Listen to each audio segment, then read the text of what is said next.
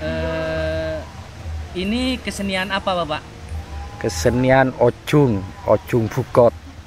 Oh, arti yang sebenarnya nama kesenian ini Ocung Pukot ya Bapak ya? Ocung Bukot ya. Dari bahasa apa Ocung Pukot ini Bapak? Ya bahasa Madura. Bahasa Madura ya. Iya. Ocung ya Ocung, Pukot yaitu dibungkus. Dibungkus, Bukot, Eh, dibungkus. Bapak dengan Bapak siapa? Bapak Mas Rito, Bapak termasuk keturunan berapa nih dari awal nih? keturunan ke-6. Mohon untuk diberitahukan Pak dari keturunan pertama sampai ke Bapak Mas Rito. Iya, ke Bersadi, terus turun ke KPA, turun lagi ke Keria, turun lagi ke Kemargi, turun lagi ke orang tua saya, ke Derun, terus turun ke saya sendiri. Untuk pelestari, tapi untuk yang mengadakan dulunya itu Agung Brumbung pertama kali. Tapi pelestari itu orang-orang tua saya, kakek nenek saya yang Dari pelestari, buyut-buyutnya ya, Pak? ya dari buyutnya. Tapi yang pertama mengadakan itu Agung Brumbung Agung Brumbung. itu. Bagaimana kondisi Ocung Pukot tersebut saat ini? Apakah sedang berkembang, masih bertahan, sudah berkurang, terancam punah, sudah punah, atau tidak berfungsi lagi di masyarakat? Enggak, alhamdulillah selama ini sampai sekarang alhamdulillah terus berjalan, dan akhir-akhir ini sudah semakin berkembang karena mungkin masyarakat banyak yang lebih tahu. Yang akhir-akhir ini, tahun sebelumnya juga alhamdulillah sudah banyak yang tahu gitu. Kita sebagai pelestari sebenarnya ada yang tahu, yang nggak tahu ya tetap ada gitu. Namanya sudah adat desa, jadi orang tahu nggak tahu kita tetap ada, dari dulu tetap ada gitu. Iya. Sejak kapan Ocung Pukot ini ada Pak? Sejak tahun kapan? Kalau tahun kita nggak pernah tahu Mas, karena cuma Atau tidak ada dokumentasi kan dari nenek moyang kita. Jadi untuk tahunnya kita nggak memastikan. Cuman gini, sejarah yang di sini Pangeran Astamanah sama Agung Brumbung. Pangeran Astamanah itu kalau nggak salah buyutnya Raja-Raja Sumenep yang ada di desa sini. Jadi mungkin kita bisa lihat sejarah di Pangeran Astamanah. Tahun berapa saya juga masih agak lupa. Kalau nggak keliru sekitar 1700-an berapa gitu. Pangeran Astamanah itu yang bermukim di desa sini, di Kampung Mambang ini. berarti pada zaman kerajaan di eranya Sultan Abdurrahman, Islam masih Sebelumnya, sebelumnya ya. sebelumnya ada Kerajaan Sumenep, Pangeran Astamanah. Iya, itu sudah Pangeran Astamanah itu ada di sini. Berarti sudah ada Ocung Pukot ini ya. Iya, sudah ada. Siapa tokoh yang menciptakan Ocung Pukot tersebut? Tokoh yang menciptakan itu Agung Brumbung kata orang sini. Nama aslinya itu Kiai Muhammad Syakim, nama aslinya. Tujuan Pak, tujuan diciptakan kira-kira seperti apa Pak? Gini, ini kebanyakan masyarakat salah mengartikan dari dulu.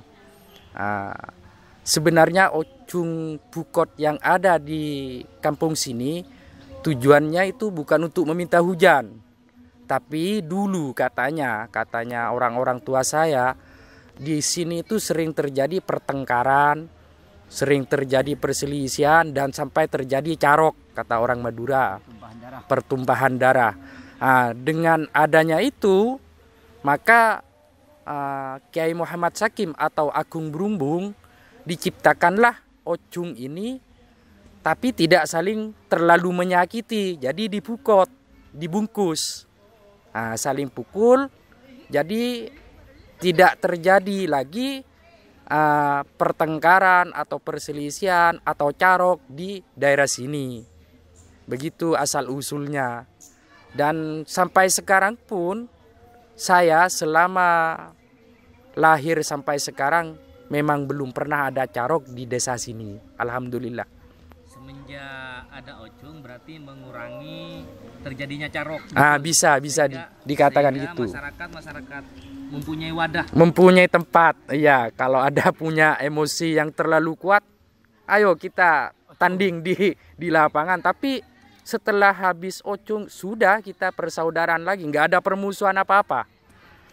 Kayak saudara lagi gitu. Di mana lokasi lahirnya Ocung Pukot?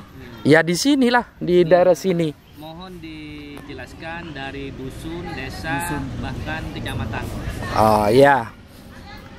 Ini desanya Desa Bun Barat, dusunnya Dusun Mambang, kecamatannya Kecamatan Rubaru, Kabupaten Sumeneb, Jawa Timur.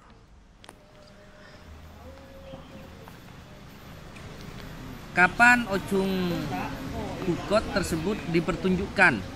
Setiap tahun, Pak. Setiap tahun kita mengadakan dan waktunya itu tidak ditentukan karena gini. Kan di daerah sini ada 2 musim kita, musim kemarau dan musim hujan. Setelah musim kemarau panjang, seumpamanya musim kemarau turun hujan pertama, itu kita melihat hari kalau sudah nyampe Jumat Manis atau Jumat Legi. Acara pertama bukan langsung Ocung, itu kita tawassulan ke Asta Agung Brumbung. Setelah itu kita rokat desa atau ruatan desa di tengah-tengah desa, kita dzikir bersama. Sorenya baru itu diadakan Ocung, dan malamnya lagi di hari itu malamnya itu ada topeng, kesenian topeng gitu. Dan Ocung ini berjalan selama 7 kali atau 7 minggu setiap minggu gitu. Berarti Ocung ini dilaksanakan dalam bentuk ruatan pujuk ya? Ruatan desa. Siapa saja nama kelompok atau nama komunitas yang ada yang melaksanakan Ocung? Apakah memang dibentuk komunitas masyarakat adat, misalkan masyarakat adat Mambeng yang melaksanakan serangkaian? Apakah ada namanya, misalkan masyarakat adat Ocung Pukot atau masyarakat Mambeng, masyarakat adat Mambeng? Tidak ada komunitas kita. Kita itu bebas, Mas. Kadang-kadang kebanyakan orang luar desa yang seneng Ocung itu ke sini datang Ocung di sini. Dan gak ada komunitas, kita bebas. Dan siapa yang mau Ocung ya silakan. Satu cuman gak boleh bertengkar dan tidak boleh ada dendam. Setelah selesai ya udah selesai gitu. Berapa lama setiap pertunjukannya, Bapak? Pertunjukan kalau Ocung Pukot? 3 ronde. 3 ronde. Masalah waktunya tergantung ke fisik masing-masing gitu. Lihat fisiknya. Kalau seumpamanya fisiknya dilihat sudah tidak mampu, pasti di stop gitu. Apakah waktu dan lamanya pertunjukan Ocung Pukot ini sifatnya baku? Misalkan tahun ini nih 7 minggu nih, tahun depan 3 minggu aja. Apa memang sudah diwajibkan 7 minggu? Enggak, memang ketentuan dari dulu itu 7 minggu.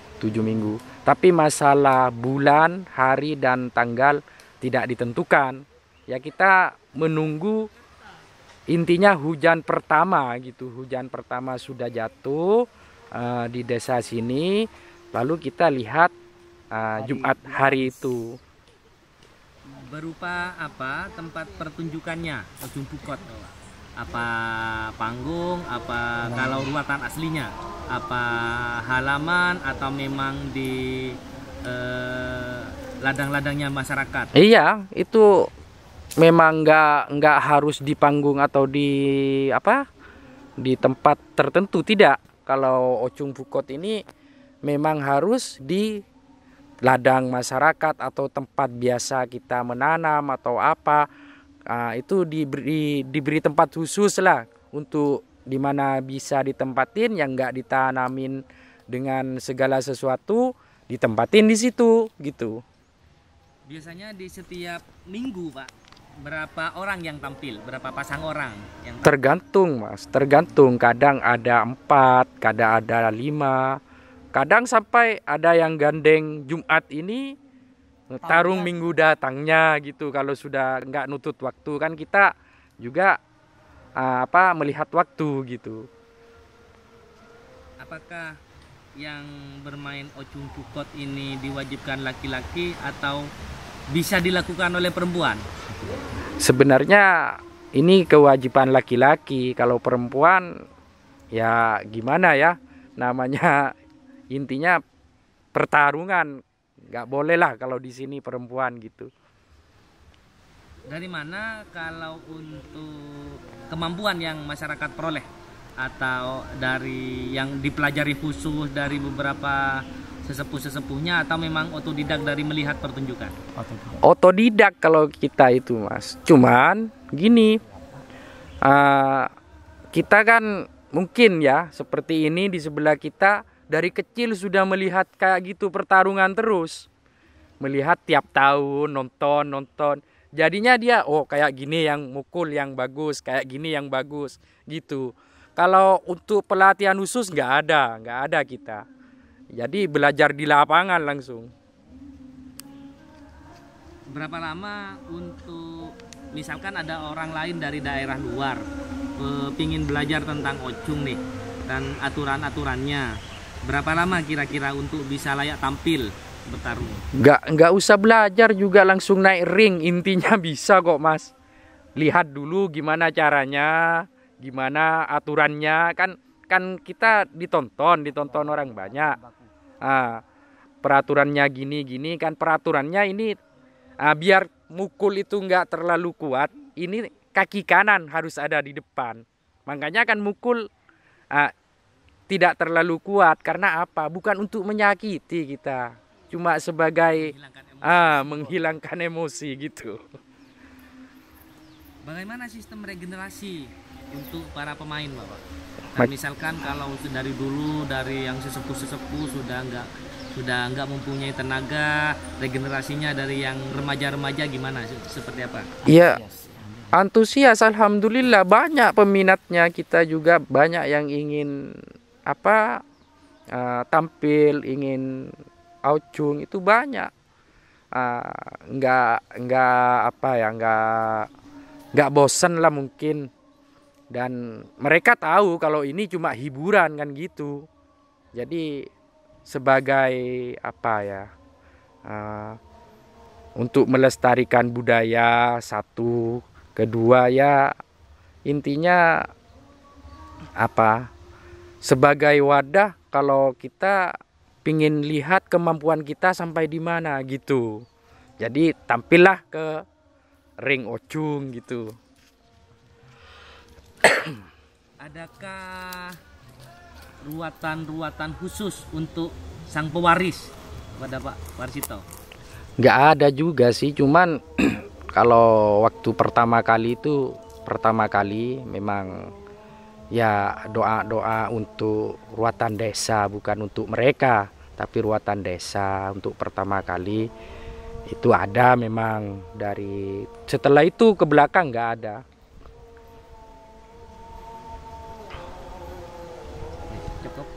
Oke Bapak, dengan Bapak siapa? Ainur Rahman. Tentunya sebagai penggiat ya Bapak ya. Insya Allah ya. Mohon izin Bapak untuk menanyakan bagaimana untuk memadukan atau gandengan dalam pasangan Ocung. Ya, yang pertama fisiknya itu sekilas sama lah gitu, gandengnya sama. Kalau dilihat fisik dulu, nanti seumpamanya fisiknya kurang, istilahnya jauh berbeda, ya tidak mungkin jadilah gitu. Yang pertama harus fisik secara kasat mata sama, baik tinggi maupun besarnya gitu.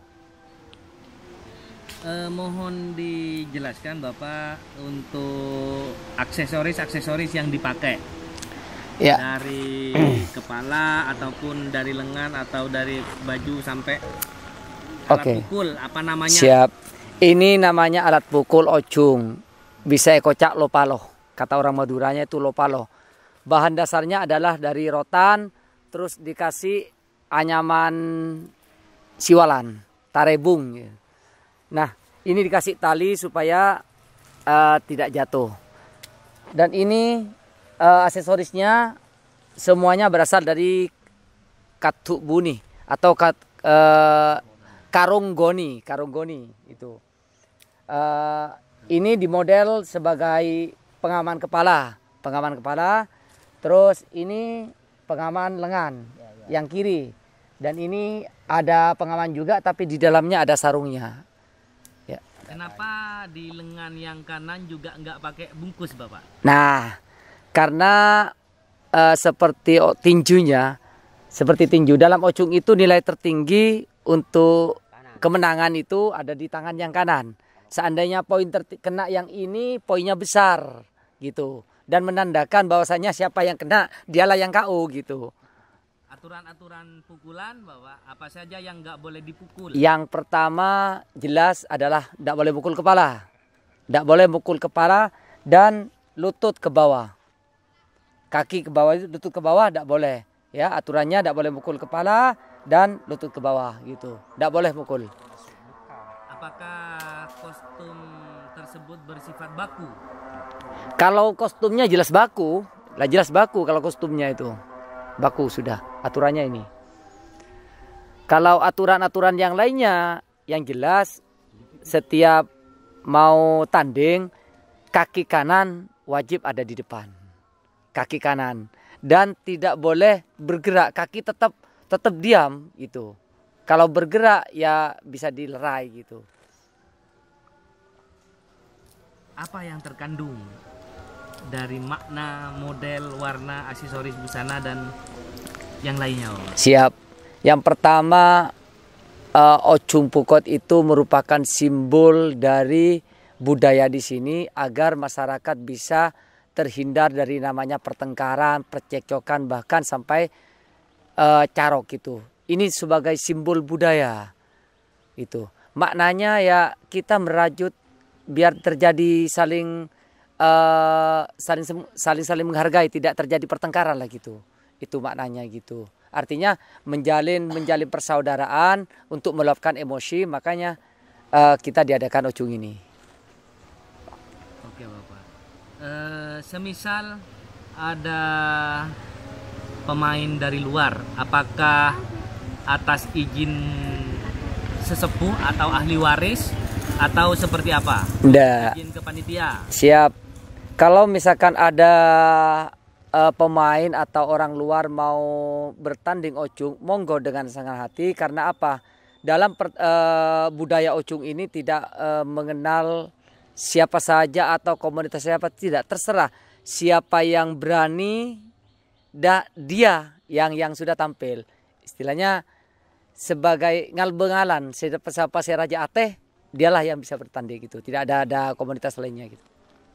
Selama Ocung Bukot ini berlaga atau bertanding, adakah musik pengiring atau seperti apa, Bapak? Ya, musik pengiringnya itu biasanya ada semacam gelundeng itu ya. Gelundeng itu dipadukan dengan musik-musik tradisional lainnya gitu. Itu sebagai musik pengiring untuk para pemain apabila mau tanding gitu.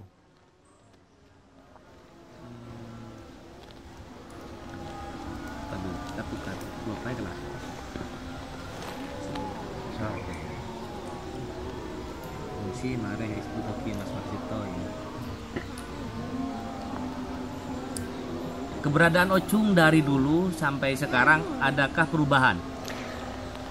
Secara garis besarnya tidak ada perubahan karena Ocung Pukotan ini merupakan aturan baku dan cara-cara bermainnya tetap baku. Sementara sampai saat ini tidak ada perubahan, cuman untuk mengemas biar lebih menarik ya ada perubahan sedikit-sedikit baik dari segi permainan maupun dari segi waktunya gitu. di mana saja Ocung Pukot ini dipertunjukkan, misalkan selain yang memang ruatan desa, Ya, kan semacam diundang pemerintah, event-event pemerintah atau event-event apa Pak? ya. Ocung Pukot alhamdulillah tahun-tahun belakangan ini bisa mengisi dalam bulan gotong royong, diundang pemerintah. Terus pada waktu pembukaan itu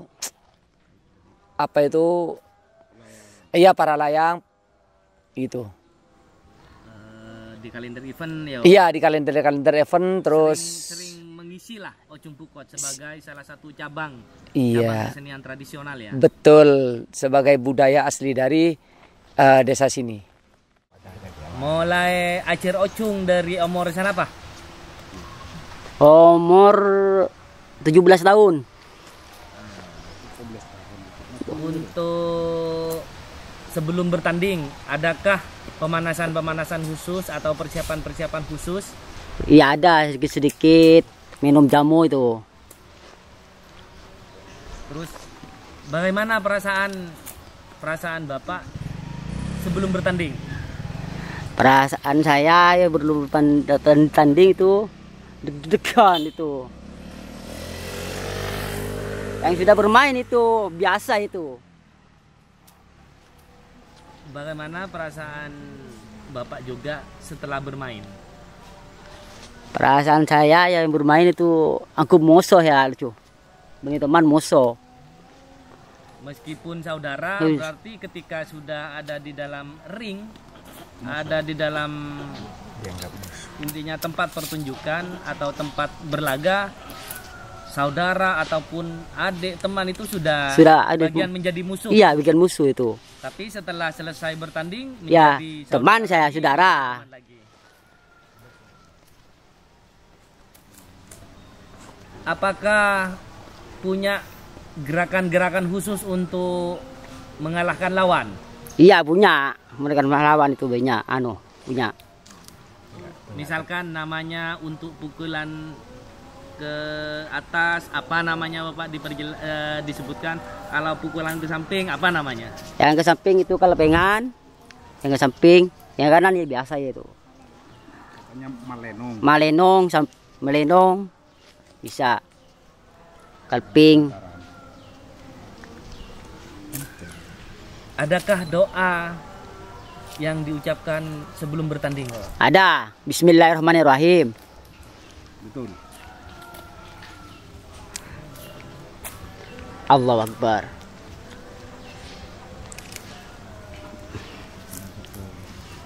Ini kakak Lawak bohong tak? Lawak. Dengan Bapak siapa? Bapak Rustam. Rustam. Apakah Bapak Rustam asli sini, keturunan sini? Iya, turunan sini, Mambang. Oh, berarti memang dari dulu, dari kecil memang sudah terbiasa melihat Ocung. Pukot ini berlaga hingga akhirnya pada usia 17 tahun Bapak Rustam memiliki ketertarikan untuk berlaga juga. Iya, iya.